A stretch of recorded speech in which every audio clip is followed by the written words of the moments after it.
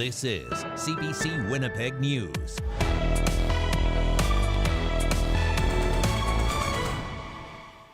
Good evening. Thank you for joining us tonight. The city of Thompson is home right now to hundreds of people forced from their houses due to wildfires. Many of them wait anxiously on word of the status of their community. It is an uneasy feeling for several holed up in the northern Manitoba city. That's where CBC's Brittany Greenslade is tonight. Brittany. Yeah, Marjorie, we're here outside the community centre that has been home for hundreds of evacuees for the last week. Now, some people are stressed out. There's emotions running high. And for many, being away from home is starting to take a toll. Now, there has been a little bit of rain here in Thompson, but the areas that need it most are certainly not getting the amount that they need. And it's causing those wildfires to continue to run out of control, even leaving some people stranded. The sky smoke-choked and red, an eerie drive down Highway 6. You could only see past the your hood there, and that was it. High winds fan the flames. It's impossible for those trying to get through on Highway 373. The access is closed. Drivers were stranded Monday night. The smoke seemed to be approaching me, and I could see flames in the distance shooting up in the trees. It's been Leighton Gunther's reality for almost a week as he tries to get goods to Norway House. Instead, he and others resorted to sleeping on the side of the road. It's best at this state. This looks like the safest place to stay is in Woboden. Within minutes, it was pitch black, driving through thick smoke with ash-covered windshields. For many, the only option is to head to Thompson, to the evacuation center. We also have people who are stranded on the highways, and we try to accommodate them, and they show up at the door and have nowhere to go. Hundreds from all over the province are now making this home. More than 400 were here Monday night alone, tired, scared, and waiting. Emotional, stressful, because, I don't know, at least we're all safe, you know, that's the only thing that matters. They left with what they could carry. Now the community is filling the gap. I'm smiling. A table of clothing donations, food in nearly every room, and help to keep the kids busy. For Priscilla Marquardt and her 5 kids, leaving Lynn Lake and her husband wasn't easy. So it was really extreme. We went on a bus out here with like all the kids from Lynn Lake, and it was loud, bumpy, the kids were scared. They've been sleeping on cots and blow-up mattresses for more than a week. Keeping her 1-month-old baby healthy is her biggest concern. It was hard. I'm not gonna lie, it's hard because you have like all the risks of him getting sick, stuff like that. So basically, my main thing was just get him out. Now, according to the numbers we just got from the province, that fire near Lynn Lake is now nearly 70,000 hectares in size. Meantime, the Canadian Armed Forces is still trying to get people out of Cross Lake and Pimicikamak First Nation. Meantime, here, people are just hoping for some good news from their hometowns and hoping for rain. Marjorie? Thank you very much, Brittany. That's CBC's Brittany Greenslade reporting live from Thompson tonight. No structures have been lost to fire in Flin Flon so far as crews continue to hold back a fast-moving fire. But for surrounding areas, the news isn't as good. CBC's Josh Crabb reports. As crews continue to fight the ferocious fires near Flin Flon, people are starting to find out the places they left behind outside the city won't be there when they go back. As of Sunday, we had been told that our cabin was definitively gone. Michelle Zott's place was on Sally's Beach Road, southeast of Flin Flon. Losing it to wildfire has left her shocked, devastated, and concerned more homes and cottages will be destroyed. It's just unfathomable. It's a monster. Hours before the fire moved into the Saskatchewan village of Denair Beach, this was a last-ditch effort by crews to protect Elaine Angelski's home. The community southwest of Flin Flon confirmed some structures were destroyed. It was awful. It was an immediate stress response. I just started to shake and felt like I was going to vomit, actually. Angelski went to a Pasquiat cremation with her brother and 2 dogs after Denair Beach was evacuated. She isn't sure if her home is among those that have burned. We're waiting to hear how much damage there was. We know there was some homes lost.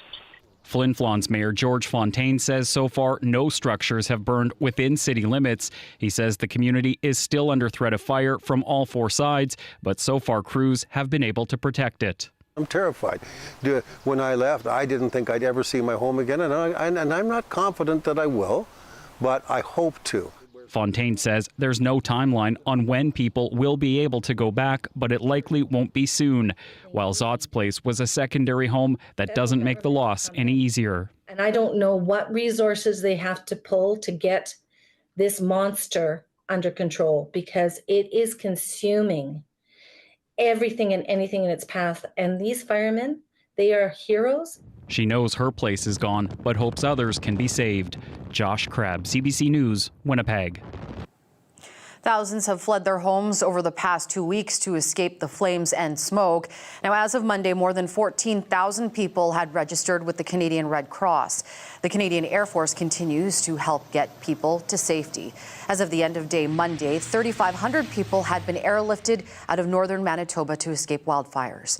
There are 28 active fires across the province, and 162 firefighters are working to contain them.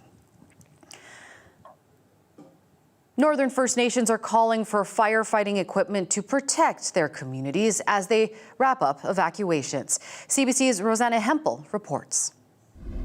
As growing wildfires rage closer to northern communities, Manitoba First Nations leaders say their homes and lands are at stake. They want to protect their communities, but they don't have the equipment. They should have been provided with that equipment, because they're saving lives. And who is withholding this equipment from them? We are asking the province, we're asking Canada. We say that we're in a state of emergency, and we have to wait for them to respond to our emergency. In northwestern Manitoba, a 10,000-hectare wildfire has cornered remote Puckatawagan. Just south, a larger one is pushing north. Joining the press conference virtually, Chief Gordy Bear says his local firefighters only have 2 fire trucks, 3 pumps, and about 2,000 feet of hoses. Absolutely nothing from the Department of Natural Resources for fire suppression.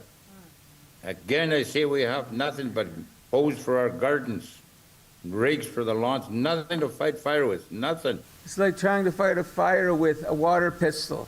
Meanwhile, further southeast, a wildfire has jumped the lake, pushing closer to Pimichikamak Cree Nation. Chief David Monius says it's burned through cabins and traditional hunting grounds and could claim more without more resources from the feds and province. We worked so hard to build our community, and here we are, we're fighting even just to get water bombers. The province says water bombers in the Flin Flon and Puckatawagan area have been grounded in the last couple of days due to smoke. The spokesperson saying significant fire suppression efforts have been deployed wherever there is a fire, including those impacting First Nations. The federal government did not answer specific questions about firefighting crews or equipment by deadline. But in Ottawa on Tuesday, the federal Minister of Emergency Management says her department will provide additional relief to communities and make sure they're more resilient in the future. The Grand Chiefs say the help can't wait. A lot of these people are volunteer firefighters. They are risking their lives and leaving their families and leaving their homes to fight fires. Pleading for help before it's too late. Rosanna Hempel, CBC News, Winnipeg. CBC weather specialist Riley Lachuk joins us now. And Riley, you've been watching the wind very closely here because obviously this affects what happens with the wildfires. Yeah, exactly. Winds today have been very variable in terms of speed and gust. Here's a look at where things stand right now. We aren't getting a lot of data at the moment, very patchy at best from both Flin Flon and Lynn Lake, where that largest fire, those largest several fires are now burning. But we have seen west and northwesterly winds today. I've seen some gusts upwards of 50 and 60 kilometers an hour in northern Manitoba. That's what's made things particularly challenging today, is the unpredictability of the wind and the gusts at which we've seen them. So I've overlaid some of the larger fires on the map here so you can kind of get a sense at where things are going in terms of that wind direction. We will see winds starting to die off as we get through the next day or so in northern Manitoba. That all because of this area of low pressure, which has, yes, brought some needed rain, not in the amounts that we'd like, but has also picked up the wind quite considerably over the last 24 hours or so. In southern Manitoba, as expected, a few patchy showers, some scattered thunderstorms. I'll talk about all this and go into your long-range forecast with some rain in northern Manitoba when I come back, March. Thank you very much, Riley. You're welcome. An update on the Red Dress Alert pilot project. The team of Indigenous leaders working on ways to address the crisis of missing and murdered Indigenous women and girls released its interim summary report. We'll have more coming up after the break. Stay with us.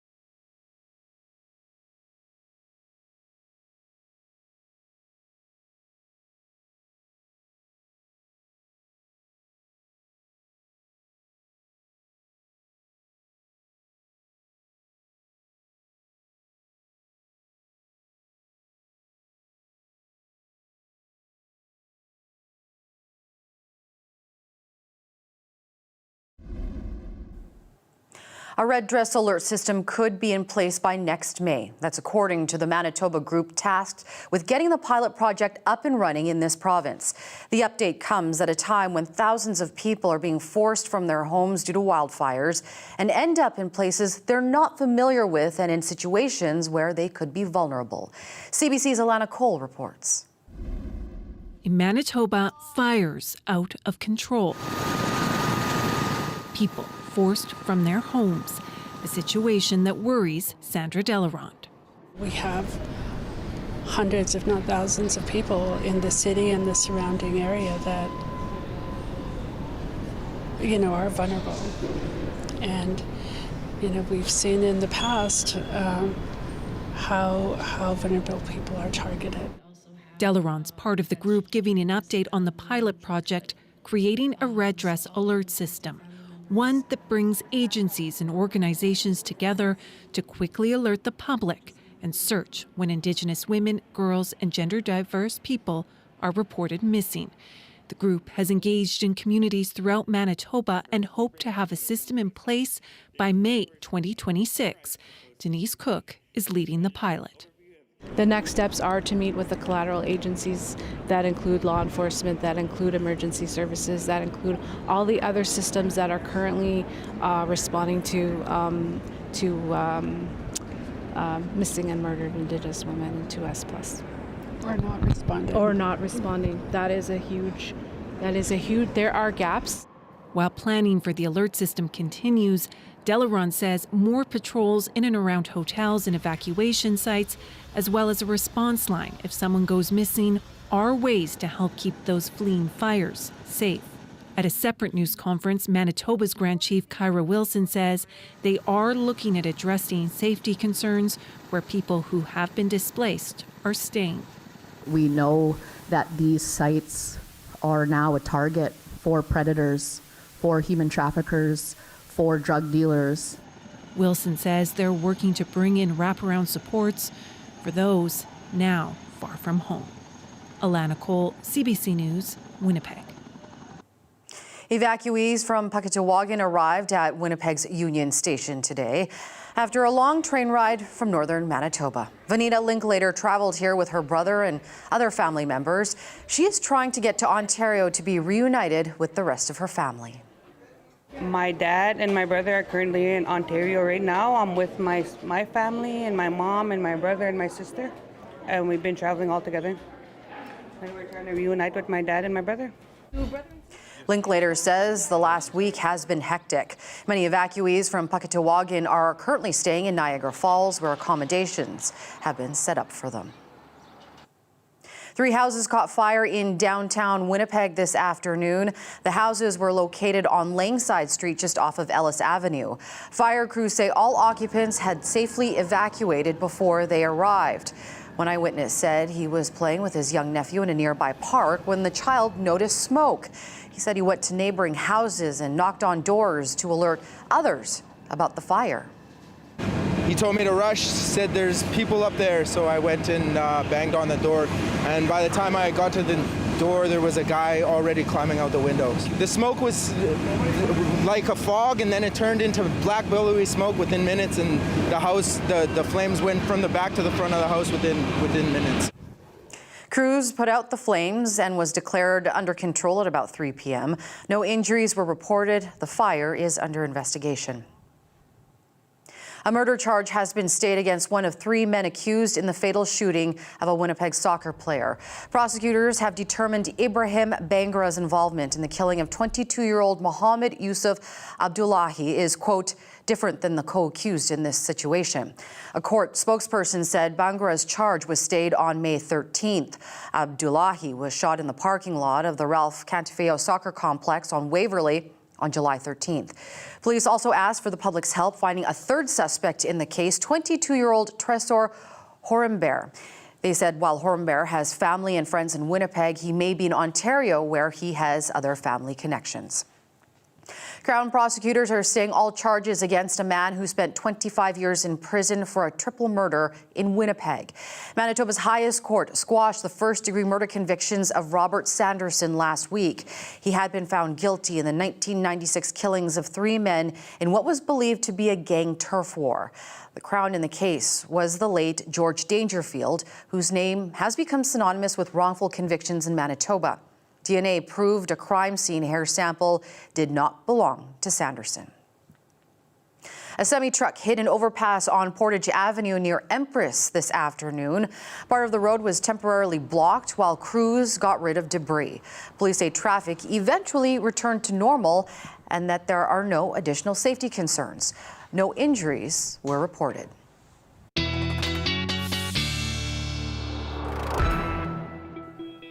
All right, Riley Lakechuck joins us once again. And Riley, of course, with these wildfires is smoke, air quality. What are you noticing? Yeah, we'll get into the air quality because I think once we get into the day on Wednesday for southern Manitoba into tomorrow, we're looking at a day pretty similar to what we saw on Sunday with those very smoky, very milky skies across the Red River Valley. I'll get into that in a bit. I do want to take a good long-range look at northern Manitoba to start tonight, though, because we are looking for some very, very much needed rain in the north. I know we have seen some, not nearly as much as we need. That's thanks to this area of low pressure, which has also been bringing some of those very strong winds to parts of northern Manitoba. So a bit of a double-edged sword on that one. And as we look long range, I'm going to show you a long-range forecast model here, which take it with a bit of a grain of salt because things between now and a week from now could change pretty considerably as the forecast modeling refines itself and we get some better understanding of where these weather systems are headed. So we'll just look at the next week here and see what things look like. So here's the rest of that area of low pressure. Very light precipitation yet to come as that spins off over Hudson Bay into the day on Wednesday. The rest of the province looking at a clearing sky but smoky conditions as we get through Wednesday. We don't start to see our next chance for some precipitation in northern Manitoba until we get into Thursday. Another area of low pressure with a frontal boundary starts to push across the northern prairies. This is looking like our best shot for some precipitation into the weekend, particularly for anywhere north of Swan River, those areas that are needing some of that. We'll talk amounts in a moment. Probably, again, not nearly as much as we'd like, but it's a start for sure as we see another band of that pushing through into early next week. So right now, this particular forecast model predicting anywhere from 5 to 15 millimeters across a general part of northern Manitoba with some pockets of higher accumulation by the time we get into next week. So that just gives you a sense of what could be coming as we get into the next week. As that area of low pressure departs, we will start to see the winds backing off, particularly into northwestern Manitoba. So by Wednesday at this time, we're looking at winds backing off to a northwesterly 15 gusting 30, even calm winds as we get into Thursday. That combined with some cooler temperatures will start to aid firefighters as we wait for some of that rain to arrive by the weekend. The northwesterly flow, the trade-off with that will be some very smoky skies across southern Manitoba, looking at the air quality health index in Winnipeg in particular and into the parkland, likely at a 10 plus by the time we get into the afternoon hours tomorrow. That the result of some of that smoke coming from the fires in northwestern Manitoba, but also into northern parts of Saskatchewan. So tomorrow, bit of a cooler one because of that. 21 degrees in Winnipeg, 24 for Thursday, and March warming up to 27 by the weekend. Thank you very much, Riley. You're welcome. Here's a look around Assiniboine Park as we head to break. We have more ahead right after this. Stay with us.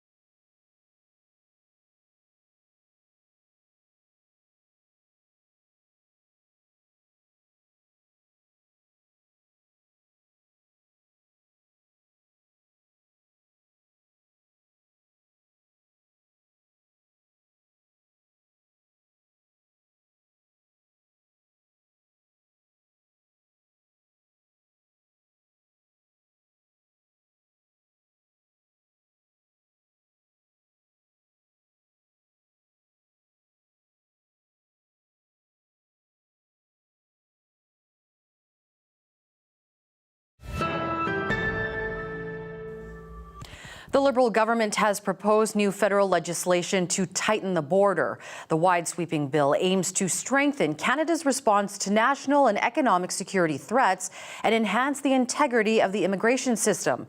As Evan Dyer reports, it also includes measures that Ottawa says will address some U.S. concerns. This morning, I introduced Bill C-2, the Strong Borders Act.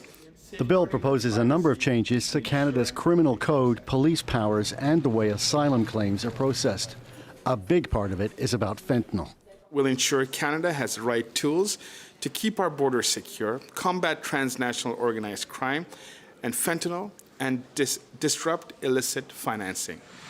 Canada has been under pressure on fentanyl.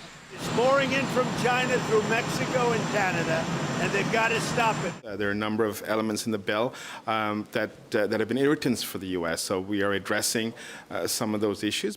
Public Safety Minister Gary Ananda Sangari says the bill will give Canadian border guards more authority to search goods intended for export. The U.S. border czar has already been briefed, and Canada's envoy to Trump, Dominic LeBlanc, is selling the bill in Washington. The U.S. is embroiled in its own immigration drama with daily raids by immigration agency ICE, as its ambassador to Canada explained. We're now tracking down people who are murderers, thieves, and rapists who are in the country illegally. Refugee lawyers say the Canadian bill mimics aspects of U.S. law. The government has adopted this FAR, which is essentially similar to an element in the U.S. asylum system. In the U.S., if you're in the country for more than a year, you can't seek refugee protection. The government is asking other parties to support the bill, but Conservatives aren't sure it will be enough for Trump. Has he listened to anything? Of course not. He'll do it his way. You've seen what he's done in the last 3 months. I think that the title of the act is for show for the Trump administration. There's a lot of doubt still about exactly what this 120-page bill means in practice, but all agree it's a major overhaul that goes far beyond the border itself. Evan Dyer, CBC News, Ottawa. The White House says U.S. President Trump will double tariffs for steel and aluminum starting Wednesday. Steel and aluminum tariffs will be going to 50%. He made that announcement in Pennsylvania, and he plans to deliver on that promise to Pennsylvanians. Trump had announced his plan to increase import duties to 50% at a U.S. steel plant on Friday. In March, the U.S. imposed 25% tariffs on steel and aluminum imports. A steep 50% hike could hurt industries and consumers on both sides of the border, with prices going up for big-ticket purchases like cars, washing machines, and even homes. Wildfires in Saskatchewan continue to force more people out of their homes. Residents evacuating from the La Ronge area spent Monday night driving through hazardous conditions. And in other parts of the province, fires are now entering communities and damaging structures. CBC's Alexandre Silberman reports.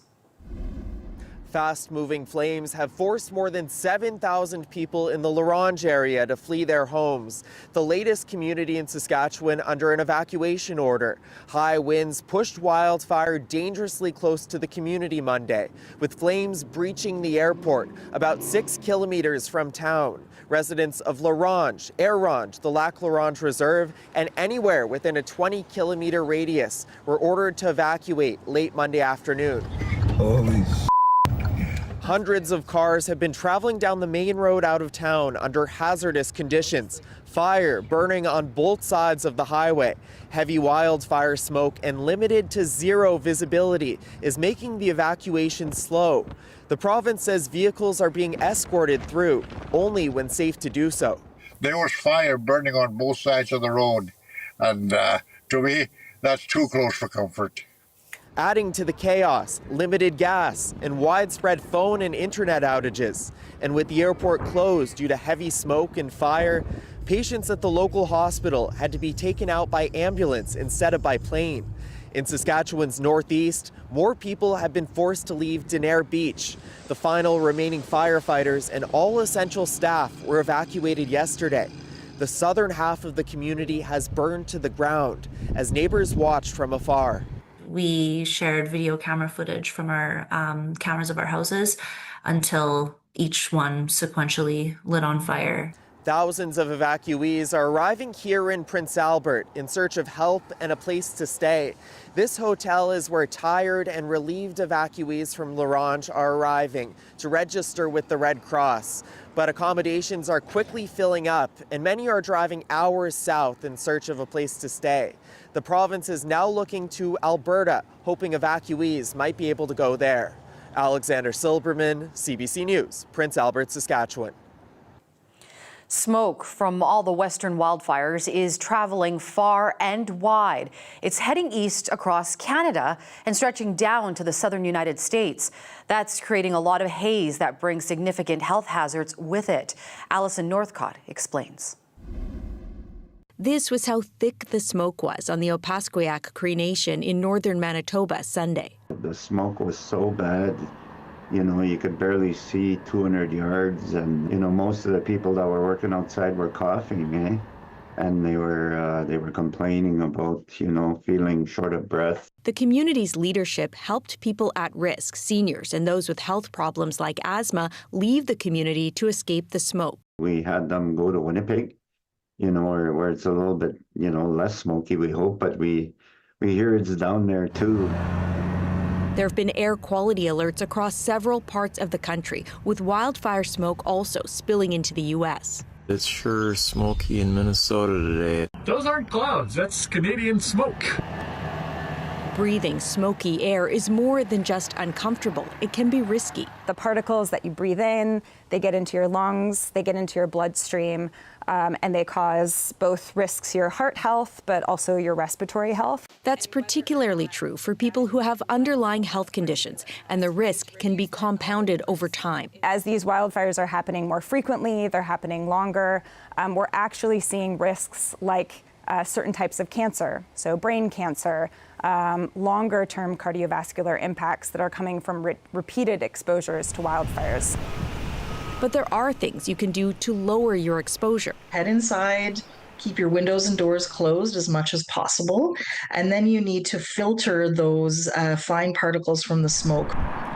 And if you do go out on a smoky day, experts suggest wearing an N95 mask. Health Canada says people should also keep an eye on the Air Quality Health Index online to know when the air quality is a health risk. Alison Northcott, CBC News, Montreal. Now, to get a true scale of all the smoke from wildfires burning across Western Canada, we have to look from space. This is a time lapse of satellite images from May 31st to June 2nd. That black line going across the screen is the Canada-US border. Just right of center, you can see the Great Lakes. Gray smoke can be seen wafting south over North Dakota, Minnesota, and slowly drifting toward the east coast. There are more than 55 active fires burning in Alberta, 18 wildfires in Saskatchewan, and 28 here in Manitoba, with thousands of Canadians displaced from their homes. An Ontario court has approved Canadian Tire's purchase of Hudson's Bay trademarks. The $30 million deal will give Canadian Tire the rights to the Bay name and its coat of arms and iconic stripes. The deal also includes the Bay's distinctly home brand, its Hudson North apparel line, and trademarks like Bay Days. Canadian Tire beat out a dozen other bidders. The approval comes months after Canada's oldest company filed for creditor protection and 2 days after it closed all 96 of its stores worldwide.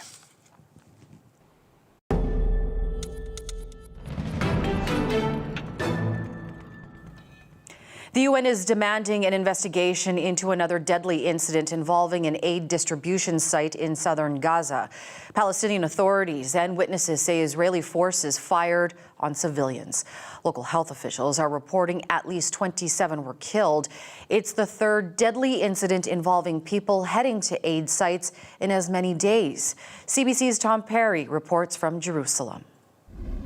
A large crowd of Palestinians had gathered near this site that's run by the Gaza Humanitarian Foundation. That's the organization that's backed by the U.S., backed by Israel. It's kind of displaced the United Nations as the lead agency distributing food in southern Gaza. So this large crowd had gathered early this morning. It was going to advance toward the site where the aid is given out.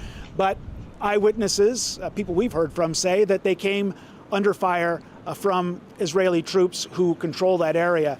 Now, the Israel Defense Force, the IDF, put out a statement today saying that its troops in that area saw what they call suspects who were outside the approved zone, the approved area where people could go to advance to get this food aid. They say that they fired warning shots, and that when these suspects kept moving toward Israeli positions, they opened fire. Now, they describe this as a few suspects, but we're talking about more than 24 dead here and many, many more injured. So this is more than a few people who were involved. And again, this is not the first time that this happened. On Sunday, 31 people were killed near the same area when they were lining up to go to get food aid. Now, the Israeli military, the Israeli government has vehemently denied being involved in that incident on Sunday. It actually released video, but it's claiming to show masked gunmen near Han Yunis firing on Palestinians who had been gathering looted aid. But we did hear today from the United Nations Secretary General, Antonio Guterres.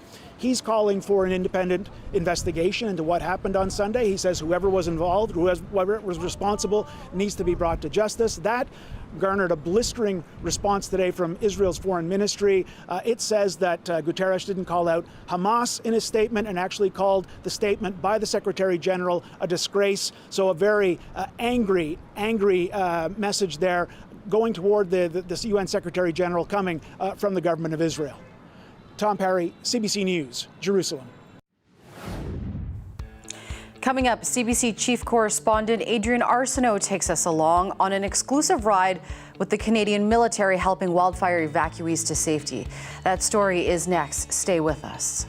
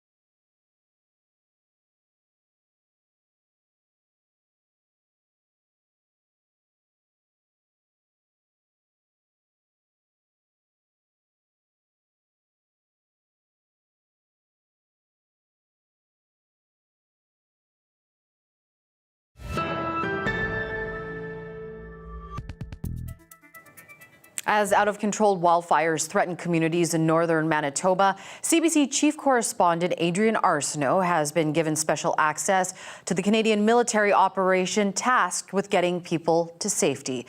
In her exclusive report from the PAW, she brings us a first-hand look at the evacuation effort.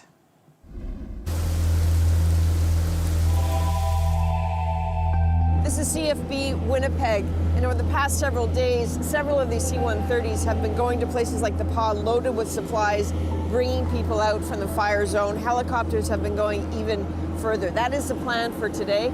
The good news is it's raining. The problem is it's not raining in the right places. Where there's fire, it is still hot and dry, and it's really windy. On board, some medical personnel and only a few supplies, because this is the tail end of this mission for now. More than 1,000 people moved away from the fires over just a few days. Altimeter 2967. And what you can't yet see as we head north out of Winnipeg, you can certainly smell. The smoke from all those fires threatening to choke and burn even more of this province.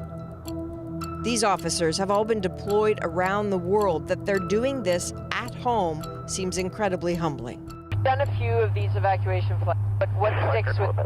Honestly, these are the most rewarding flights I've done. I've deployed 4 times throughout the world and operating around the world, but like nothing beats pulling Canadians out of harm's way in Canada. We have felt under a lot of pressure to get people out. There's a lot of young children, older folks with respiratory issues. We need to get them out. But they've also been very frustrated. Like, we heard like the anger about like, hurry up. Yeah. I mean, the assets are arrayed across Canada, and we have to coalesce them into one place.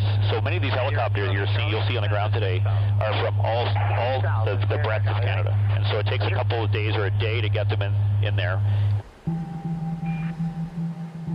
And in the PAW, in a matter of days, this has become a wildly active airfield. As we land, a Chinook helicopter is also touching down. And coming off it, some of the very last people to leave Puckatawagan. Being out of there, both a relief and a trauma. The winds were rotating around the community quite a bit, so the helicopters and planes were grounded quite often. How did you make a choice of what to bring with you? Like, just carry whatever you could. One bag, one carry-on. Brutal. Yeah. Just to orient you here on the tarmac here in the PAW, these helicopters here, these smaller ones, these are Griffins. A lot of them have come in from Petawawa. That big one back there, the Chinook, that is the workhorse. That is the craft that has been getting most of the people out of Puckatawagan. It's hard to land and take off in Puckatawagan, especially with the heat. A Hercules plane has real trouble in extreme heat getting the lift it needs. It's also a very short runway, so that's why they've had to use the helicopters.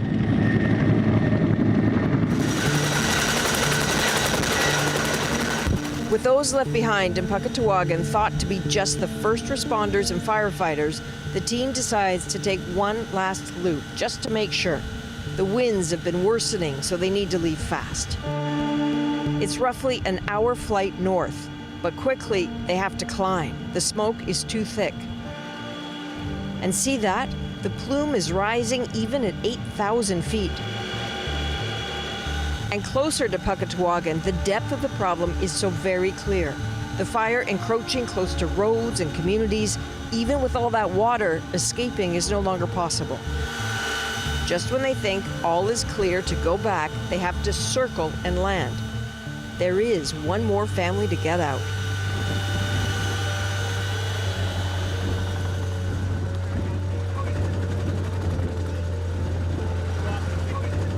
It's a moment to chat with the first responder. The community has its essential services personnel geared up to maintain the services in the community and all the stuff that they have to do in order to maintain the security, safety, and sustainment of the community. So but these winds are bad, huh? They're pretty high, and I think they're causing some problems for some of the fires around here. But in this community, things are stable. Okay, thank you very much. Good luck. You be safe. Good one. Then back onto the Chinook. It's loud, too loud to talk, but we exchange notes. The little guy, Bryden, is 4. That is Christy and Keith. He's in public works and stayed to do his job until the last second, and they've all run out of time.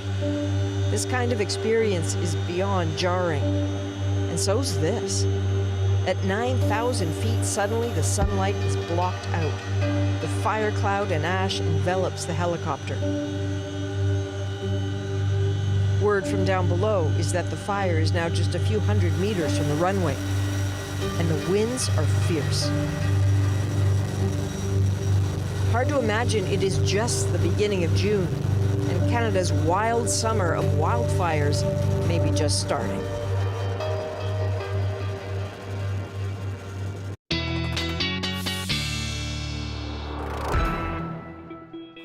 Well, Riley, as we saw there in Adrian's report, really eye-opening, that ash, that smoke that you can see in the helicopter.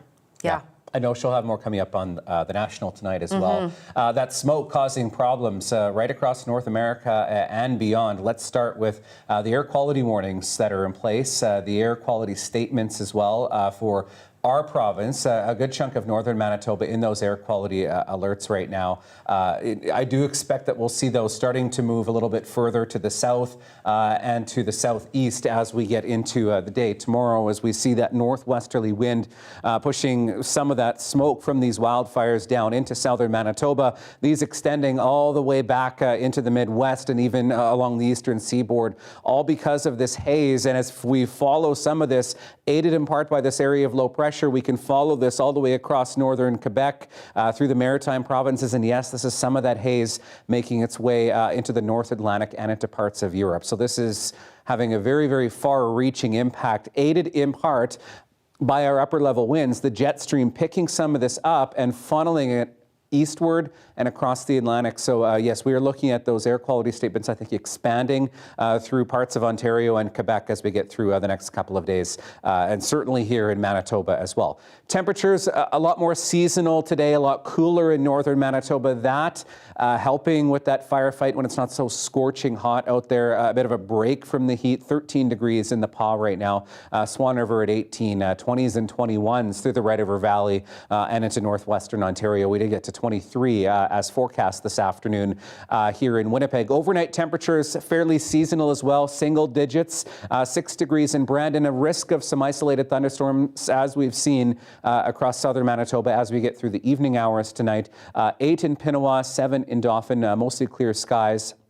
And some cloud cover, maybe a few lingering showers into parts of northern Manitoba.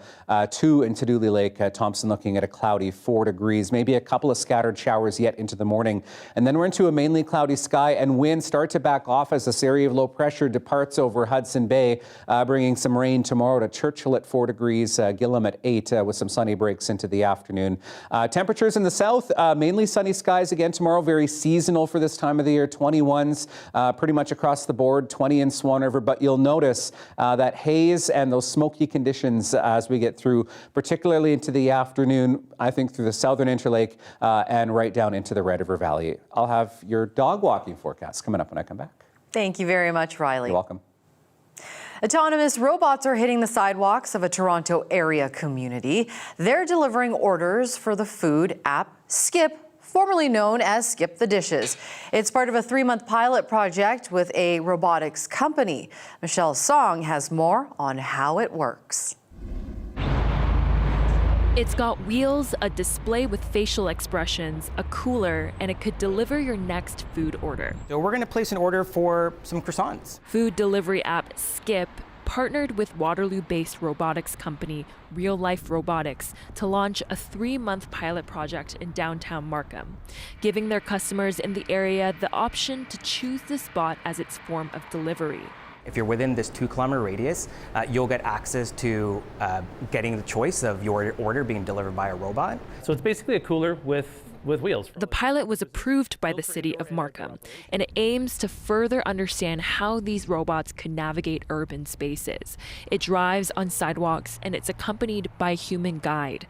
When asked if the robots could become a hazard for pedestrians, so the robots are equipped with a suite of sensors that give them a high degree of spatial awareness, so they know where they are in the world and what's around them. And obstacles and that sort of thing. They should be able to classify in real time whether this pedestrian is, walking alone or walking with someone. Those sort of things are something that need to be, built into these perception systems.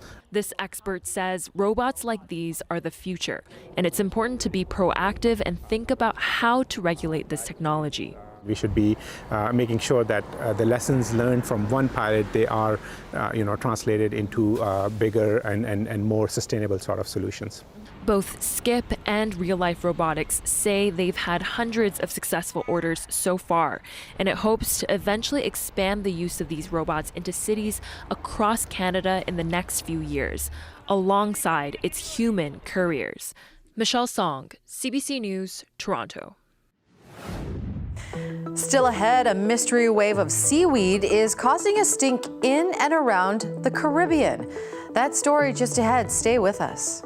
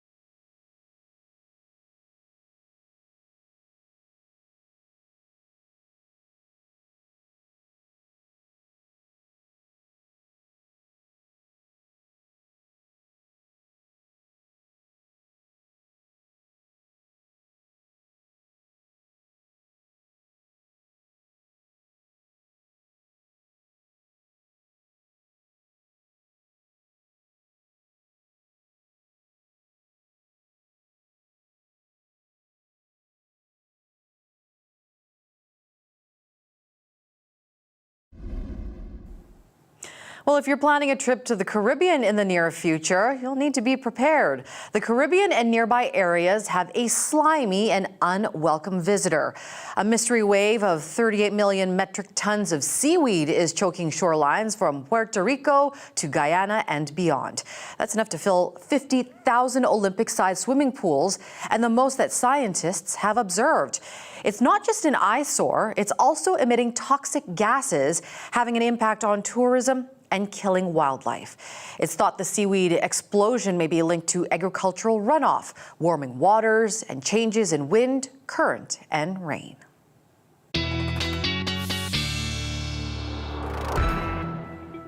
All right, thought we'd do the dog walking forecast. I know it's been a little bit busy times in our province, so yes, thank you for bearing with us on this one, but here we go. Sweetie, tonight, thank you, Talia and Dale, for sending this picture, and you can keep sending yours to talkback@cbc.ca. Looking at another seasonal day tomorrow, 21 degrees. I think things a little bit cooler with that haze and that smoke we're expecting through the afternoon hours, and keeping with a little bit of cloud cover into the evening. So another hazy one into Thursday at 24 degrees. Another chance tomorrow, I'll mention, of an isolated thunder shower into the afternoon. 26 into Friday, 27 a chance of showers into Saturday, and then we're looking at our next best chance of some precipitation coming on Sunday at 21 degrees. Well, a good food fight, Marge, requires some really bad tomatoes. The squishier, the better. Yes, instead of making a salsa or some pasta sauce, why not huck a tomato or two to blow off some steam in our daily lift?